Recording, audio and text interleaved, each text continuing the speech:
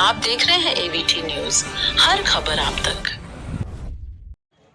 हिंदुस्तान और बांग्लादेश में हो रहे हिंदू नरसंहार तख्ता पलट पर प्रसिद्ध कथावाचक पंडित सुनील दुबे का क्या कहना है। आइए आज हम उनसे सुनते हैं और बात करते हैं और जानते हैं कि सनातन के लिए, हिंदू के लिए, हिंदुत्व के लिए किस तरह से जीवन में परिवर्तन लाना पड़ेगा, किस तरह से इसको अपने हृदय में उतारना पड़ेगा। इन सब विषयों पे हमारे साथ सुनील दुबे जी कहना चाहेंगे। जो बांग्लादेश में इस समय नरसंहार हो रहा है, हिंदुओं के साथ दुर्व्यवहार और मंदिर तोड़े जा रहे हैं, क्या स्थिति है? देखिए, ये कौम ऐसी है जिसकी अपन चर्चा कर रहे हैं कि जिस थाली में खाते हैं उसी में छेद करते हैं। ये नादिर शाह, मोहम्मद गौरी और महमूद गजनवी की लुटेरी हविस के वारिस हैं। ये हिंदुस्तान का इतिहास गवाह है। अयोध्या में बाबरी का इतिहास गवाह है। बांग्लादेश में इस्कान का इतिहास गवाह है कि जिस इस्कान ने 3.5 लाख लोगों को कई दिनों तक भोजन दिया, बांग्लादेश जब अलग हुआ, त्रिपाल दिए और भोजन की व्यवस्था, दवाइयाँ बांटी। सबसे पहले बांग्लादेश के विद्रोहियों ने उसी इस्कान के मंदिर पे हमला किया। तो मैं तो कहता हूँ जो बांग्लादेश में हो रहा है, जो कश्मीर में 90-91 में हुआ, आज ज़रूर कश्मीर में एक ताकतवर सरकार भारत देश को मिली, इसलिए कश्मीर में थोड़ी शांति है। बाकी कश्मीर में भी वही स्थिति है और हिंदुस्तान भी तैयार रहे उस स्थिति के लिए। यदि हम एकत्र नहीं हुए और हमने ये हम दो हमारे एक का नारा नहीं छोड़ा तो ये आलू भट्टे जैसे काट दिए जाएंगे, ये निश्चित रूप है। क्योंकि ये आप देख रहे हैं, हम उस चीज़ पे हम अग्रसर ही नहीं हैं, क्योंकि हमें भविष्य में खतरा दिख रहा है। 20 साल की देरी है। यदि 20 साल में, इन 20 सालों में, आने वाले 20 सालों में यदि हम एकत्रित नहीं हुए और हमने सॉफ्ट हिंदुत्व नहीं अपनाया तो ये बांग्लादेश की जो स्थिति है वह स्थिति हमारे यहाँ बहुत जल्दी होने वाली है।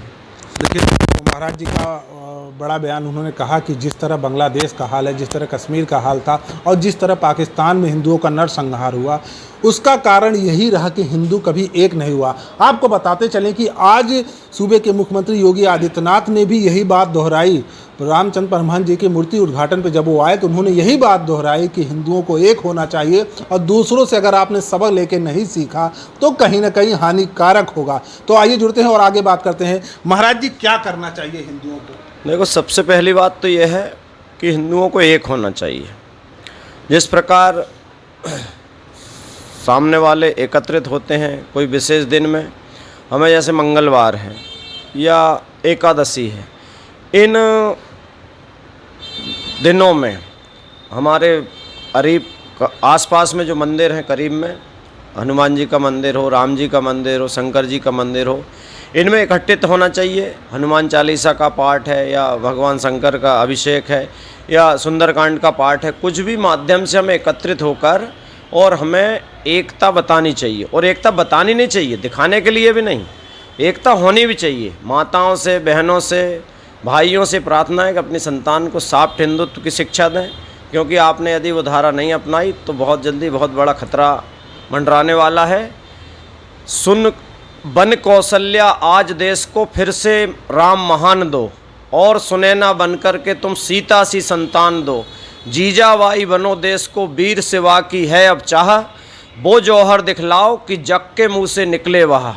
अरे आप हिंदुस्तान की नारी हो, आपकी कूख से महाराणा प्रताप पैदा हुआ है, आपकी कूख से शिवाजी पैदा हुए हैं, आपकी कूख से राम पैदा हुए हैं, आपकी कूख से कृष्ण पैदा हुए हैं।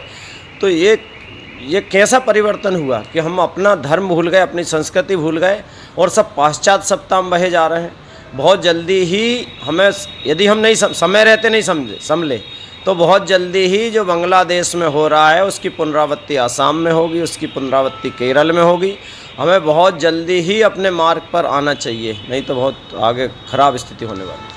तो महाराज जी का कहना है कि आप सब एकत्रित होइए, कोई एक समय निर्धारित कीजिए, कोई एक दिन निर्धारित कीजिए जिस दिन समस्त हिंदू एक साथ बैठें और बात करें, अपने संगठन को मजबूत करें, ये कहना है पंडित सुनील दुबे जी का। तो आइए जानते हैं, एक सवाल और उनसे करते हैं।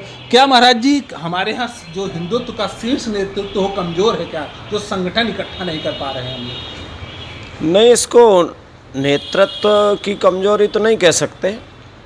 हम में क्या है कि हम नेतृत्व में चलना नहीं चाहते, क्योंकि मुट्ठी भर अंग्रेज आए, अपन ने इतिहास देखा, मुट्ठी भर अंग्रेज आए और मुट्ठी भर अंग्रेज़ों ने इस देश को 200 साल गुलाम रखा, 1200 साल मुग़लों ने गुलाम रखा।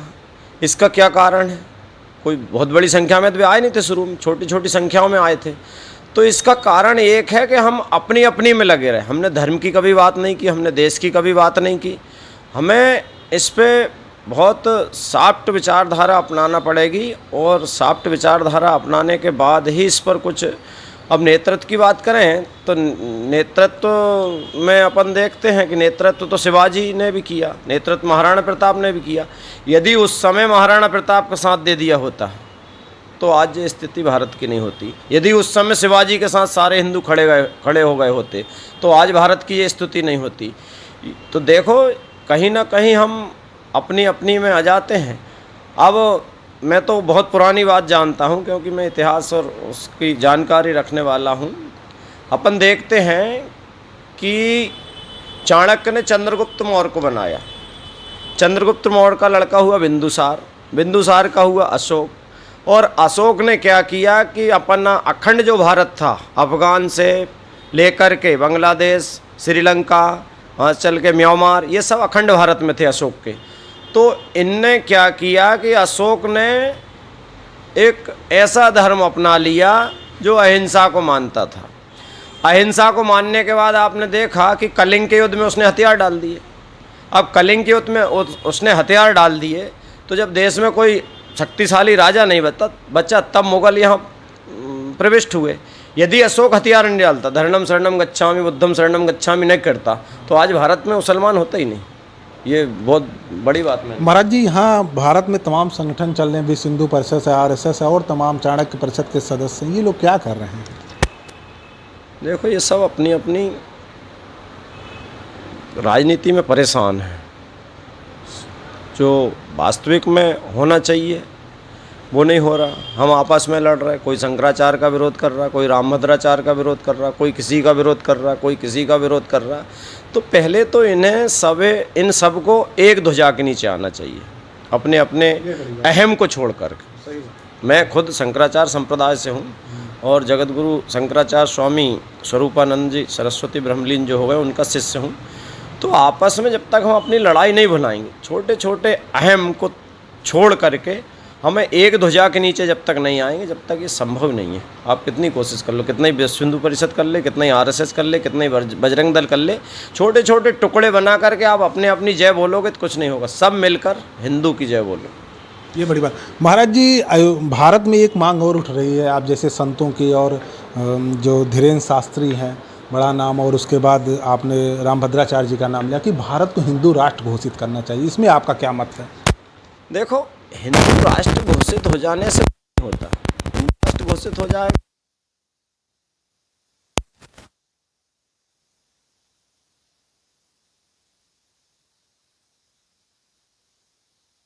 ब्रह्मा जी के ने तब पड़ेगा।